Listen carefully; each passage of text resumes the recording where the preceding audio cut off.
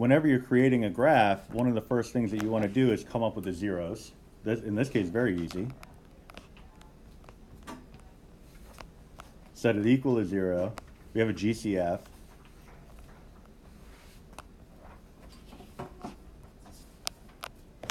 Factor and solve. You can cut to the chase.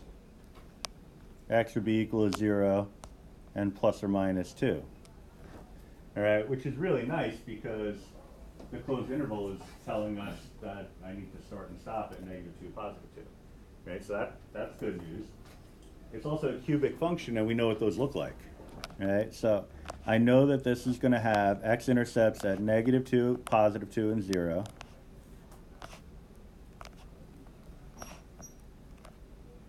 And it's a positive cube root function. All right, so positive cubic function. Generally looks something like this. All right, so I'll just do a little tiny one over here. So something along those lines, positive cubic function. Negative cubic function starts high and ends low. All right, so I just needed to follow that path going through these 3 points. The only real way that that's going to happen, I'll do some dash to show off the grid, is it would have to look something like this.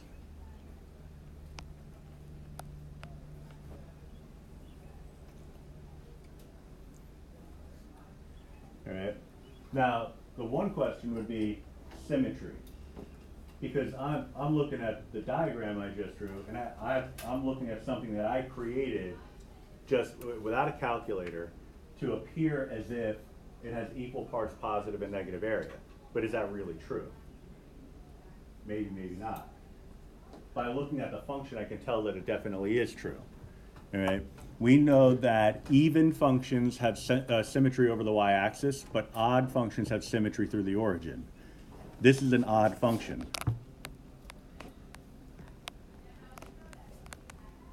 The way that we know a function is odd, I mean, there were tests from pre-calc. I didn't particularly enjoy those. The shortcut was the way to go. And the shortcut is just basically looking at the powers. If all the powers are odd, the function's odd. If all the powers are even, function's even. If there's a mix, then it's neither. Right? So in this case, we have a power of 3, power of 1, so this is an odd function. Right? So I know that I have equal parts positive and negative area. I don't know. No idea. Yeah, like an actual test on that. Yeah, we did. It's just, I mean, there was the whole replacing x with negative x and simplifying, replacing, assuming. Yeah, that's fun, I guess. But, I mean, there's benefit to knowing the other approach, because how do you evaluate the powers of a sine function or a cosine function? You know, so this only really works for polynomial functions, but most of the cases that you dealt with were polynomials, so it would, you know, it's nice to know, I guess. But anyway, I know it's an odd function, so I already know what the net area is going to be, which is great news. All right, so that's telling me, and again, net is the definite integral.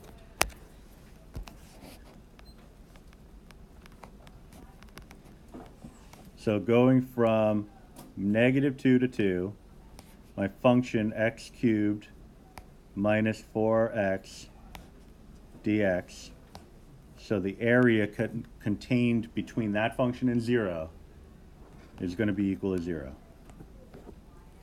All right, equal parts positive and negative area. Now, if that were not the case, you'd have to do the work.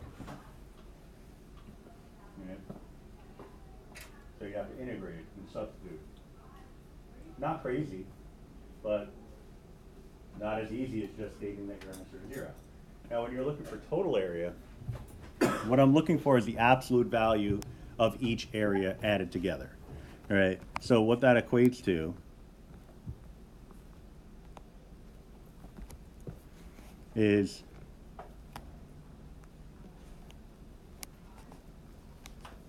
this.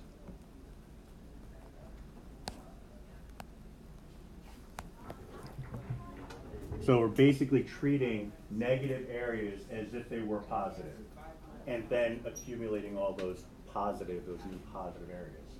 All right, so what that tells me, based on the idea of symmetry, is that if I could just figure out the area of one region that I know is positive, and double it, I'll have the whole thing. So I'll go from -2 to 0.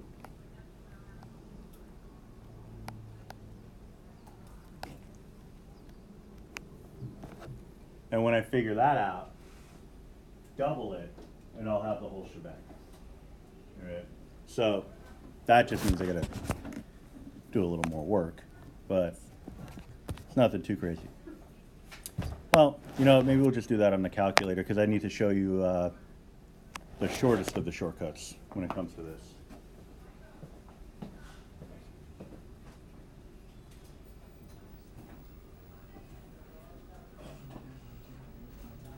So do you know how to do reverse power? There's too much water.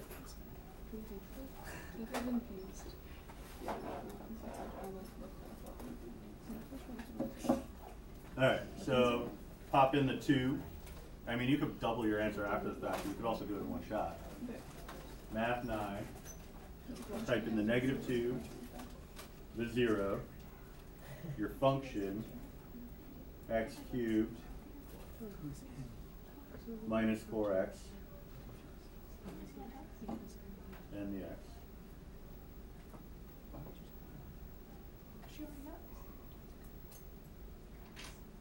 And so you get that, all right? Now, you might naturally have the question in your mind of, well, what if it's not symmetric? Then I can't rely on this.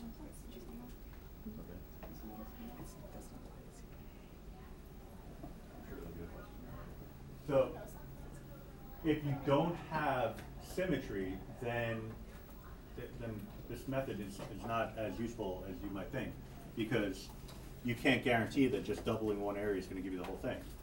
But the calculator understands what this is really asking, right? So you can handle this one of 2 ways. One way would be to actually find the absolute value graph and integrate that. The other way would be to just take the antiderivative, so math 9, on the interval of -2 to 2,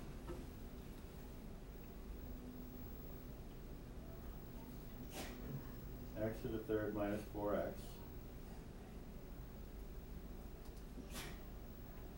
and that'll do it for you. That's how you can find total area on your calculator. Because when you're finding an absolute value of a function, graphically, what it's doing is what we've been talking about. It's taking the negative part of the graph and making it positive. All right? So this part of it plus this part of it is the total area. All right, so whether you actually create the graph or you just let the calculator integrate, that's up to you. Sometimes you need the graph. So another way to handle it would be to go into your y equals, type in your function over the appropriate interval. So x cubed minus, oops, let me do that in y1. X cubed minus 4x. All right, do it on the appropriate interval, so -2 to 2. I'll zoom fit the y min or max so that it fits it to the particular domain. So clear zoom 0. So perfect window. All right. So one thing I can do right now is find the solution for the net area, which would be second trace option 7. It just asks you to state the bounds. Lower bound and upper bound, and it'll populate all that area for you. It actually looks nice, pretty satisfying. All right, the other thing that you can do is turn off that one, but then find the absolute value of the graph. All right, so absolute value of y1, graph that. You'll see that all it's doing is taking the negative areas and making it positive. And then do the same thing. Second trace 7, pop in your pounds, negative 2 to 2. Right, and it gets the job done in either way. Right, so if you have a calculator available to you, this stuff is nothing. It's when you don't, that's when you have to rely on things like symmetry. All right, so looking at number 2, it's a sine function, but only on the interval of 0 to 3 pi over 2.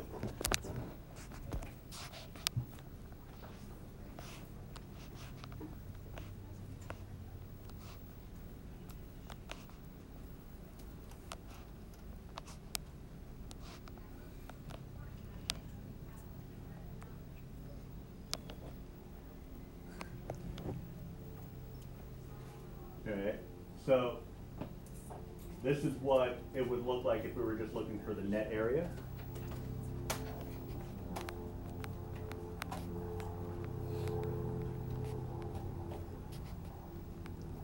Zero to 3 pi over 2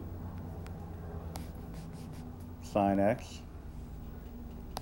Now, I think it was 2 days ago, we learned an awful lot about the sine function because we did a bunch of problems. So you may already know what this answer is, but let's pretend that we don't. Okay. If you were to do this by hand, you would integrate the sine function. Right. It would become negative cosine on the interval of 0 to 3 pi over 2. So substitute in your 3 pi over 2.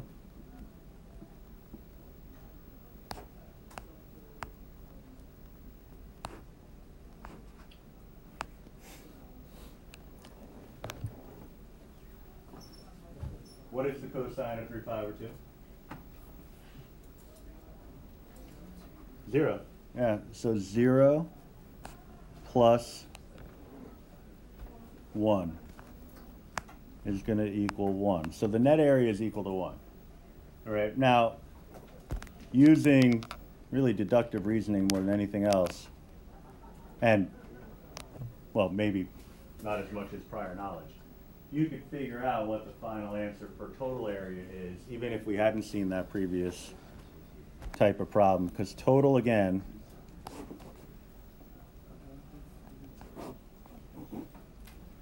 would be the absolute function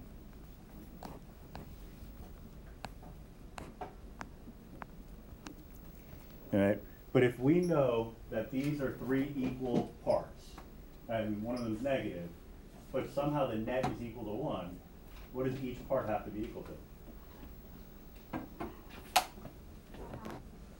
A half? If we did 1/2 plus 1/2 minus 1/2, that would get me to a half. So I'm gaining double the amount here than I am here, but ending up with a result of 1. You could set up a linear equation if you want.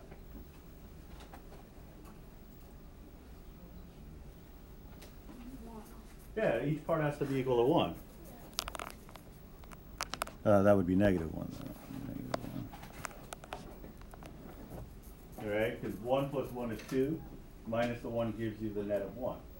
All right, so then when I'm looking for total area, I'm going to take all my negative areas, or in this case, the only negative area, and make it positive. Now I have 3 1s to work with, giving me a result of 3. All right. So it's more of a reasoning approach, but again, this is what I'm talking about in terms of, I don't have the ability to use a calculator, so if that's the case, I got to do something. The other alternative would be to actually figure out what each interval is. So I would find the definite integral on the interval of 0 to pi, and then from pi to 3 pi over 2, and any negative areas, I'd make those positive, and then add it all together. That just seems like a lot of work where a lot of work is not really necessary. Right? So, I mean, it's procedural versus intuitive. And intuition is really what you want to be going for. Right? That's more of like a level 5 way of attacking these problems rather than the procedural stuff, which is more of like a level 3, 4. Find the total area of the shaded region. So in the case of shaded region problems, that we're not looking for just a straight definite integral across the board, at least not in all cases. The directions for this one should actually say write an integral or set of integrals that can be used to find the total area, because I don't actually want to spend time figuring out what the integrals are, because that's all calculator work. But the idea here is to be able to learn how to set them up. All right. So for the first one, we're transitioning from one function to another. Right? The idea is that we're bounded in terms of y, between two functions. One function so far, and it won't always be this way, but so far has been the line y equals 0. The other function, most of the time, has been just a single function, but this time it's two different functions. So here I'm transitioning from the function y equals x squared. So I have to set up an integral just for that.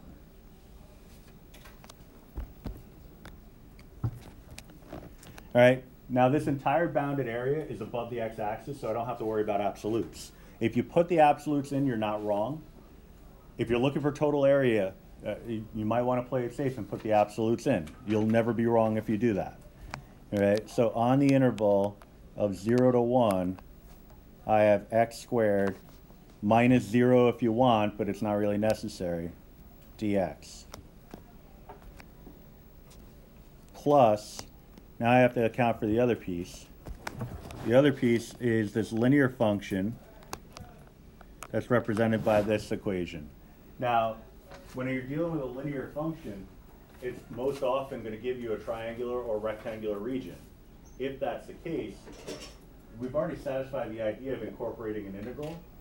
You could go to geometry to figure out other pieces, right, if that's easier, right? But since all we're doing here is setting up integrals, I mean, it's not too painful to say, all right, well, this interval is going from 1 to 2, and it's bounded between the y function 2 minus x and 0 dx. All right, now if I had to figure out the actual numerical answer, I would probably go with geometry, just because I already know the base and the height. I can just do half the base times the height and come up with that piece. This one I'd have to do the integral, but better to do one integral than have to do two of them. All right. So number 4 is pretty much the same idea. Number 5, that's a little bit of a different story, because you have a function where part of it is below the axis and part of it is above the axis.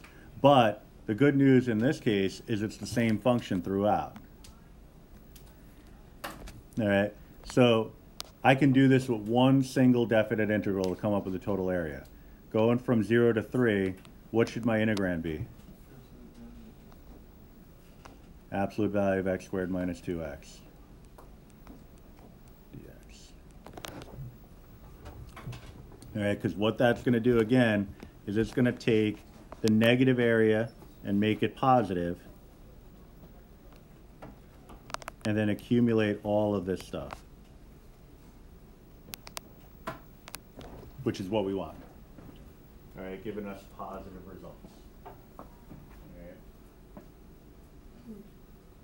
Now, number 6, that is the function y equals 1 plus the cosine of x.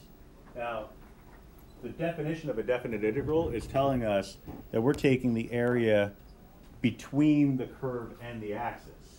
All right, so let me write a definite integral here. And it conceptually shouldn't be right, although it ends up being right. 0 to pi, 1 plus cosine x dx. What that's giving me is this. Now, as it turns out, these happen to be equivalent in area, but you can't guarantee that's always going to be the case. All right? So if I wanted to guarantee that I was going to get the blue shaded region, what could I do to this integral? 2 pi minus that integral. All right. And that's because we know that the area of the rectangle has to be 2 pi based on these dimensions, 2 and pi. All right. So take the rectangle, subtract off it the part that you don't want, and what you'll have is the part that you do want. All right. Well, now I feel like I really should do number 4 because it's the only one on this page that hasn't been completed. So let's just go back to that. So what should be my set of integrals for number 4?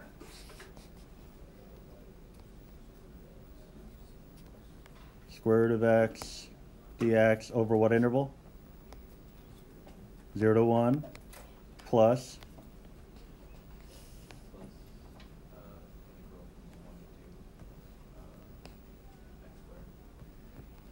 boom shakalaka. Indeed.